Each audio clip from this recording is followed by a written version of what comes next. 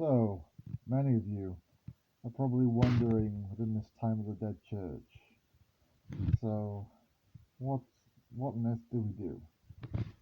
We have a dead church, the church that we really used to know, that we grew up in. Everything that we were used to is dead. It's now replaced by pagan rituals, by money, by unspeakable things, by horrible evils within the world. It is riddled with priests who are more involved with really trying to buy themselves designer clothes than caring or looking after individuals like you and me.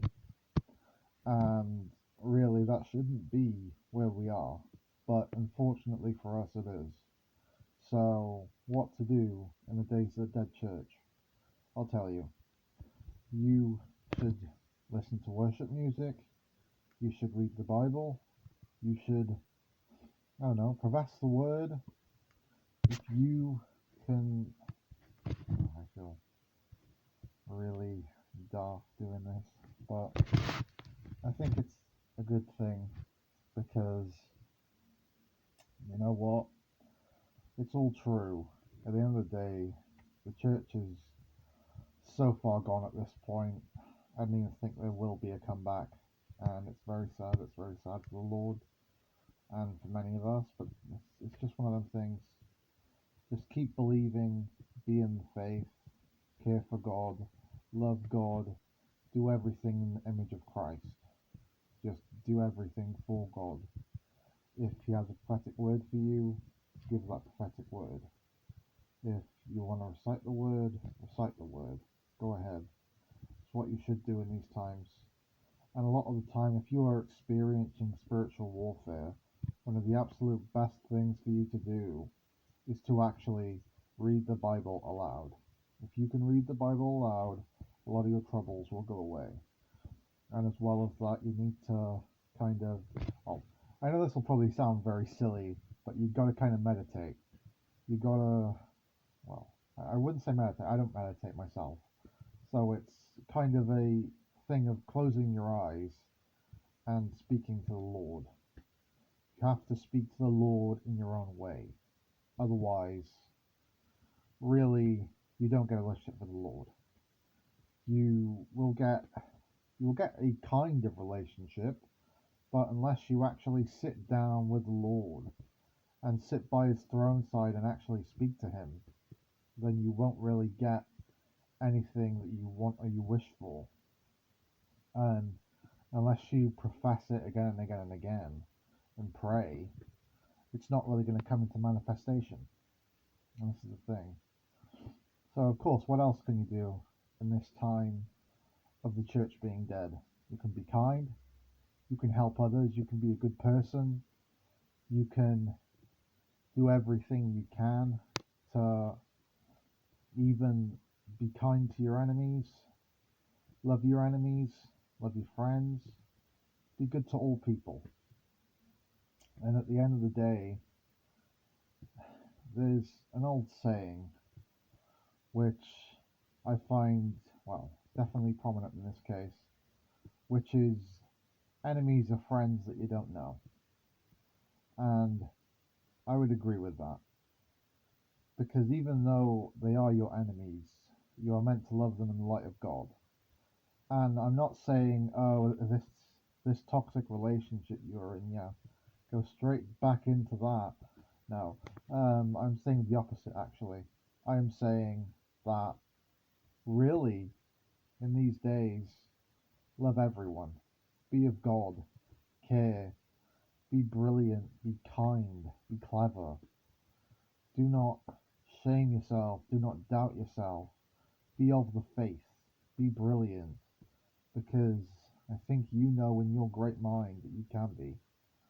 And the Lord put you here for a reason. The Lord made you an amazing person for a reason. And I'm sure in this day, in this age, you will make a difference on this earth just by being you. And that's what you should do. I feel like there's a lot of hypocrisy, there's a lot of idiocy and fallacy within the world. And sadly, the world is going to continue being like that. And this is the age where we have to remember that we shouldn't blaspheme, we should be good people, we should try to be the kindest, the best, the greatest versions of ourselves that we can be, and be a leading example if we can to an entire generation, and just help absolutely everyone, because these are the last days. It is getting close. It isn't officially the last days. I don't think we're in the 7 years yet, but it's coming. And I think we need to know the church is already dead. So these things that I've said to do them.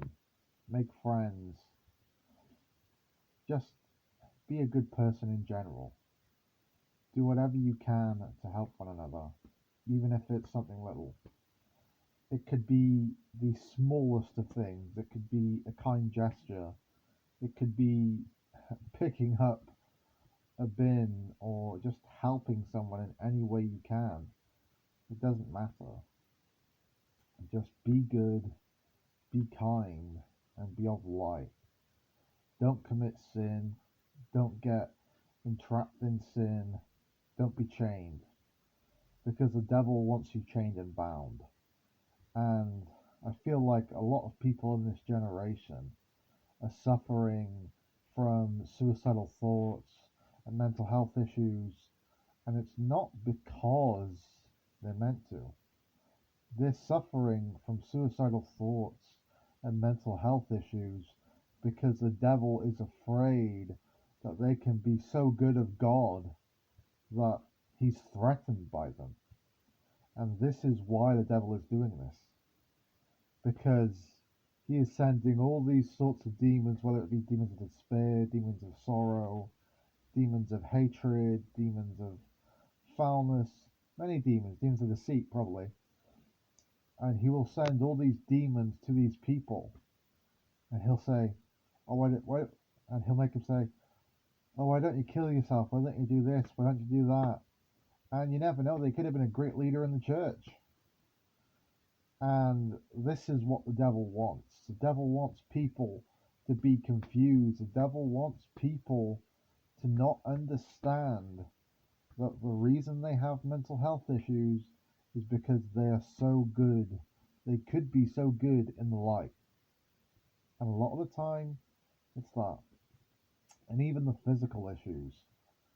I feel like physical issues are always from the devil. And it's because he's threatened. Physical or mental problems, in my mind, always come from the devil. Because he is scared. He is always scared that these people are going to do good for the church. Are going to do good for God. And I know I said the church is dead, but the thing is, even though the church is dead, in the husk that it is, in its way, it can still help people. Even though it is now being puppeteered by Satan. But it is probably better to do things on the independent now because the church has its own glorified money pit. But I don't know.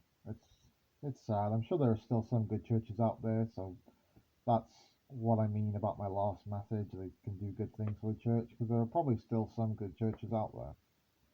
I'm not by any means condemning every single church, but the thing is, a lot of it is now puppeteered and commanded by the devil. And as well as that, a lot of these people who I think die are really important and they didn't know it or they don't know it because they are dying because of these mental health issues. But it's the devil. It's the devil and demons that are driving them to do these things. It is also the devil and demons who are driving people to kill each other these days. It's like, remember those crime documentaries or things like that you will watch and you will look and you'll look into the eyes of this person. You won't see a person, you'll see a demon. And you can tell a lot of the time when you see these people, you will see a demon. And you can tell. And this is what happens in these days. Demons take over people and cause them to murder and do vile things, as well as the fact that demons get into people's heads and try to make them kill themselves because they fear that they will get on the path, that they will do good for the world, that they will help the world. And I don't mean the world as in the evil world. I mean as in the world of God, the world of light. And this is what needs to happen. We just need to be kind, we need to be good, we need to be ourselves. God bless you all. I hope this message blessed you. All the best. Bye. Bye.